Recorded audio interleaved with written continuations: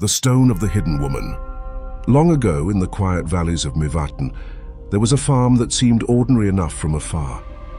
Its fields were green in summer, white and harsh in winter, and its small, timbered house looked like any other in the region.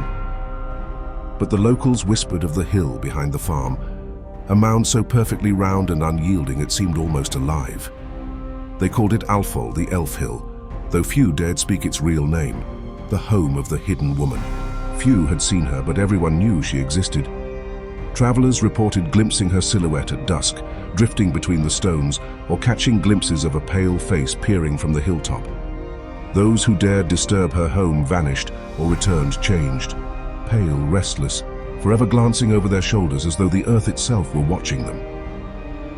It was late summer when young farmer John came to inherit the land from his father. John was practical, skeptical of old tales, and impatient with the whispers of neighbors. "Hidden women, elves, stones that eat you," he scoffed to his wife Sigríður. "I see only rock and soil." But even as he spoke, the wind whispered differently across the hill behind the farm. A low hum, almost like a voice singing, threaded through the grass.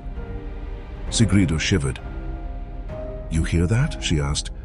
"It's the wind," John said, though he avoided looking at the hill directly. At first the disturbances were small, a broken fence post here, a frightened cow there.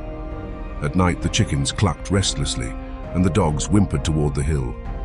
John, frustrated with these minor inconveniences, decided it was time to act.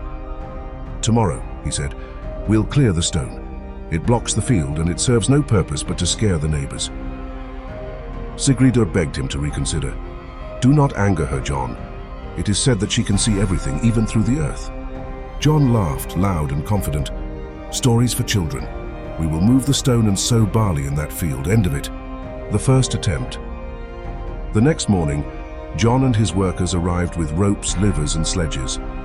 The stone was massive, rough and dark, dotted with moss and lichen, shaped almost unnaturally round. They wrapped ropes around it, bracing themselves to push. At first it budged, but as they strained, the stone seemed to fight back.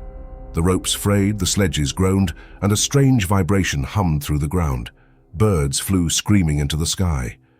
John struck the stone with an iron bar, and a crack split across its surface, like the stone was screaming back. Then came the voice. Soft at first, barely more than the wind, then rising to a whisper that crawled into John's ears. "Leave me, leave me, leave me." The workers froze, faces pale. John's heart thumped like a drum, but he would not admit fear. "It is only a trick of the wind," he muttered. But the voice grew louder, repeating, sharper, almost pleading. A cold hand seemed to press against John's chest, though he was alone. He stumbled, clutching his collar. The workers ran, terrified, leaving John by the stone. Alone, he heard her laughter, soft, sad, and impossibly old. That night, John could not sleep.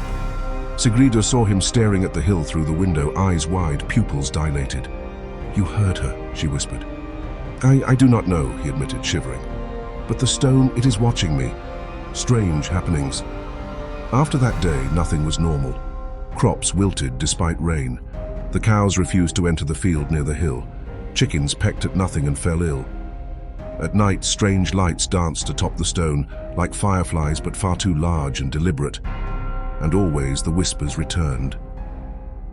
One evening, Sigríður saw a figure walking along the ridge of the hill. At first, she thought it was Jon checking the stone, but it was no man. The figure wore a cloak of stone grey, and its hair shimmered silver in the moonlight. Its eyes were deep hollows of sadness and fury.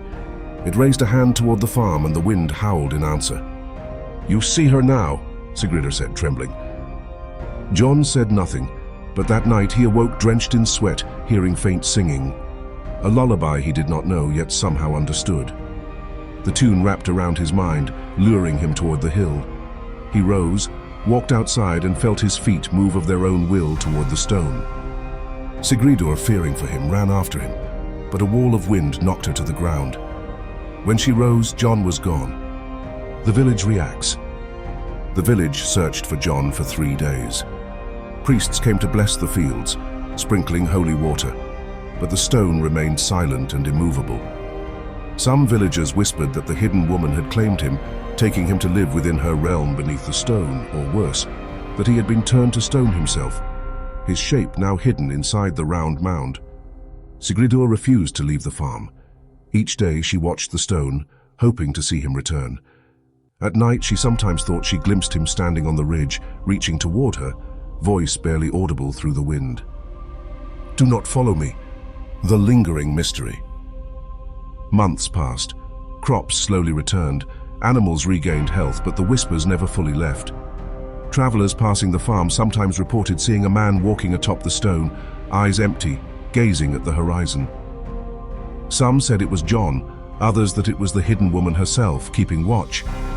Generations later, the farm still stands, and the stone remains unyielding behind it. Farmers avoid that patch of earth, even when ploughing would make it easier to sow. Tourists sometimes snap photographs at dusk, claiming to see a pale face in the shadowed side of the stone. The locals say nothing, and they still whisper, "She is the hidden woman. She watches, she waits, and she does not forgive those who take what is hers. Respect the stone, or vanish into it yourself." No one knows what became of John. Some swear that on quiet nights, when the wind is low and the sky is clear, you can see him standing near the edge of the stone, looking toward the farmhouse, a shadow of the man he once was, forever caught between the world of the living and the will of the hidden woman. And if you listen carefully, you might hear her lullaby in the wind.